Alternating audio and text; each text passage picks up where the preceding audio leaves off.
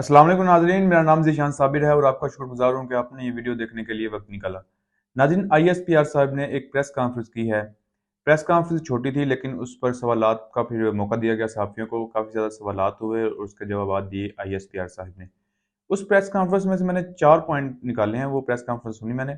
उसमें से 4 पॉइंट ऐसे हैं कि जिस पर उन्होंने बात की आईएसपीआर साहब ने, लेकिन वो जो अपने जो व्यूअर्स थे, उनको सैटिस्फाइड नहीं कर सके। उस पर अवाम अब सवालात उठा रही है, तो वो 4 पॉइंट कौन से हैं और उन पर क्या सवालात उठ रहे हैं, वो मैं आपके सामने रखता हूँ। और इसके अलावा प्रेस कॉन्फ्रेंस के ज़रिए ज़ुबान से तो उगलवा लेते हैं लोगों के कि मैंने इमरान खान को छोड़ दिया, ये कर दिया, वो पीटीआई अच्छी जमात नहीं। लेकिन उनके दिलों में से आप इमरान खान को कैसे निकालेंगे? लाहौर हाई कोर्ट में आज पेशी थी इमरान खान की, वहाँ पर क्या वाक़या पेश आया वो भी आपके सामने रखता हूँ। लेकिन पहले बात करते हैं आईएसपीआर साहब की। तो आईएसपीआर साहब ने आज प्रेस कॉन्फ्रेंस की, तो उसमें जो सबसे सबसे पहला जो मैंने पॉइंट निकाला है वो ये है कि उन्होंने कहा कि 9 मई का जो वाक़या था, ये प्री प्लान्ड था। ये पहले से मनसूबाबंदी की गई थी। ये पीटीआई ने पहले से प्री प्लान कर रखा था और इसके तमाम शवाहिद हमारे पास मौजूद हैं। ये आईएसपीआर साहब ने कहा। आईएसपीआर साहब, इस पर सवाल ये है कि अगर आपको ये मालूम था कि ये प्री प्लान है, पहले से मनसूबाबंदी हो रही है, कई महीनों से आपने कहा कि इस पर काम जारी था और मनसूबाबंदी हो रही थी, तो आपने ये वक़्त से पहले ये जो सानहा हुआ 9 मई का, इससे पहले ही आपने एक्सपोज़ क्यों ना किया पीटीआई को? माज़ी में भी आप करते रहे, टीटीपी को, भारत को के खिलाफ आपने प्रेस कॉन्फ्रेंस की, मुख्तलिफ दहशतगर्दों को आप हमले से पहले गिरफ्तार कर लेते हैं। तो अगर आपके पास इसका भी डाटा मौजूद था, शवाहिद मौजूद थे, तो आपको चाहिए था कि आप ये सान्या होने ही ना देते। उससे पहले ही इमरान खान को एक्सपोज़ कर देते मीडिया पर आकर, लेकिन नहीं किया गया। और फिर जब आपको मालूम था, तो आपको ये भी पता था कि जब इमरान खान की गिरफ्तारी की जाएगी, क्योंकि इमरान खान के लोगों ने कहा था कि इमरान खान हमारी डेडलाइन है, तो आपको मालूम था कि जब उनको गिरफ्तार किया जाएगा, तब रद्द-ए-अमल आएगा। तो आपने फौजी तनसीबात पर सिक्योरिटी क्यों ना बढ़ाई? जबकि जो पहले से मौजूद थी पीटीआई के बकौल, वो सिक्योरिटी भी वहां पर मौजूद नहीं थी। हमने वीडियोस में भी देखा कि 100, 200, 500, 1000, 2000 लोग जाते हैं, किसी भी फौजी तनसीबात पर जाकर हमला कर देते हैं, आग लगा देते हैं, तोड़ फोड़ कर देते हैं। तो क्या ये इतना आसान है कि फौज की तनसीबात पर इस तरह से हमला करना? तो अगर आपको मालूम था, तो आपने पहले से सिक्योरिटी क्यों ना वहां पर बढ़ा दी, ताकि अवाम वहां तक पहुंच ही ना सके। एक पॉइंट। दूसरा पॉइंट ये उन्होंने कहा कि पाकिस्तान में इंसानी हकूक की खिलाफ वर्जियां नहीं हो रही। सोशल मीडिया पर जो ये पीटीआई के लोग ये ट्वीट्स वगैरह करते हैं कि पाकिस्तान में इंसानी हकूक की खिलाफ वर्जियां हो रही हैं, ये बिल्कुल झूठ बोलते हैं। ये आईएसपीआर साहब ने कहा। तो उस पर मेरा सवाल ये है कि आईएसपीआर साहब, बहुत से ऐसे लोग हैं, बकौल पीटीआई के 10,000 लोग जो है इस वक्त जेलों में हैं, लेकिन जो प्रोमिनेंट शख्सियात हैं उनकी अगर बात करें, तो इमरान रियाज खान साहिब, वो तो जर्नलिस्ट हैं, यूट्यूबर हैं। और यूट्यूब पर आप उस दिन का उनका व्लॉग देखें, जिस दिन ये वाकया पेश आया 9 मई का, 11 मई का उनका आप बयान निकाल कर देखें, तो उसमें वो बता रहे हैं कि जिसने हमला किया उसको पकड़ें और कैफरे किरदार तक पहुंचाएं।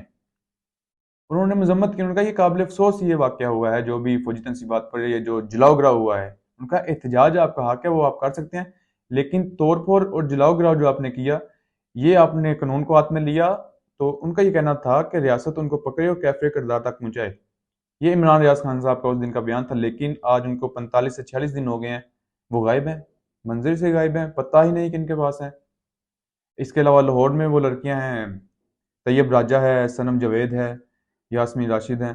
चलें, वो लाहौर का ये वाकया था, उसको छोड़ें। केपीके के लोग जो गिरफ्तार हैं, शहरियार अफरीदी गिरफ्तार है, अली मोहम्मद खान गिरफ्तार है। तो ये तो लाहौर में वाकया हुआ, तो वो किस जुर्म में गिरफ्तार है? इसके अलावा कल एटीसी में जब ये हुई पेशी थी, तो वहां पर कारकुन आपने देखा वो किस तरह से गर्मी की वजह से और वैन्स में उनको रखा गया और उसके बाद छोटे छोटे सेल्स में रखा गया। तो गर्मी की वजह से उनकी ये हालत थी कि उनके हाथ पांव जो थे वो मुड़ चुके थे और वो बेहोश हो चुके थे बाज लोग उनमें से। तो ये जो भी बेगुनाह लोग जो है 9 मई के सानी को लेकर गिरफ्तार किए गए हैं, इन सबको जेर हिरासत रखना और इनके साथ इस तरह का सलूक करना, इसी को इंसानी हकूक की खिलाफ वर्जी कहा जाता है। 2 पॉइंट हो गए। तीसरा पॉइंट ये है कि वसीम अब्बासी साहब एक जर्नलिस्ट हैं डॉन न्यूज़ के, उन्होंने बहुत अच्छा सवाल किया। उन्होंने कहा कि पीटीआई के जो मेंबर्स हैं, वो प्रेस कॉन्फ्रेंस करके 9 मई के वाक़ये की मजम्मत करते हैं, पीटीआई से अलहदगी का ऐलान करते हैं। उसके बाद अगर वो 9 मई के वाक़यात में उनकी शमूलियत है भी, तो फिर भी उनको रहा कर दिया जाता है, वो इस वक्त आराम से अपने घरों में बैठे हैं। तो ये क्या फिर उनका ये क्या अंदाज है इंसाफ का? तो उस पर आईएसपीआर साहब ने कहा, कोई जमात छोड़े या ना छोड़े, 9 मई के वाक़यात आगे चलेंगे। सिर्फ ये जवाब दिया उन्होंने।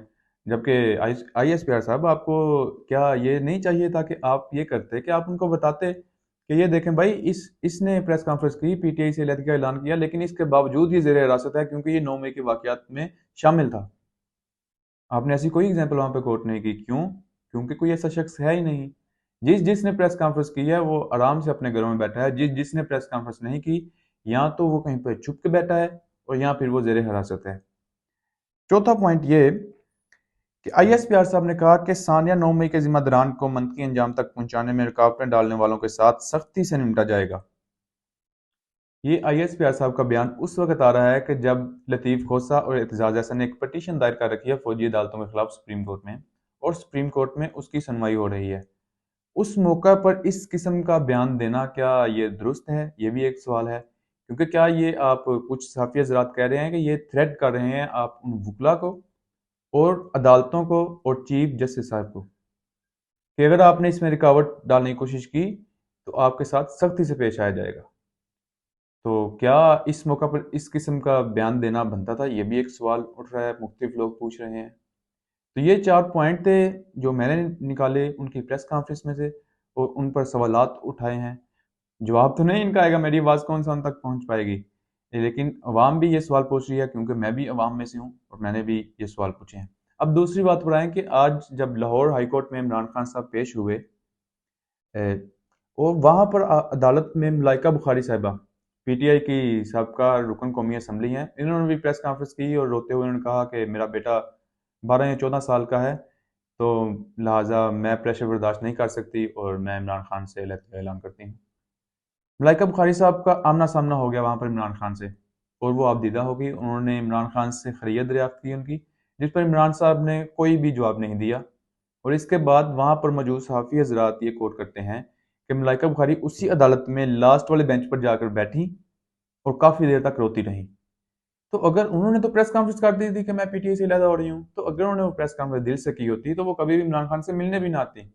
लेकिन वो जिस अंदाज से वहां पर बैठ के रो रही थी, ये साबित करता है कि उसके दिल में अभी भी इमरान खान के लिए जगह है। वो अभी भी PTI में शामिल होना चाहती है, लेकिन प्रेशर की वजह से वो इमरान खान का साथ नहीं दे पा रही।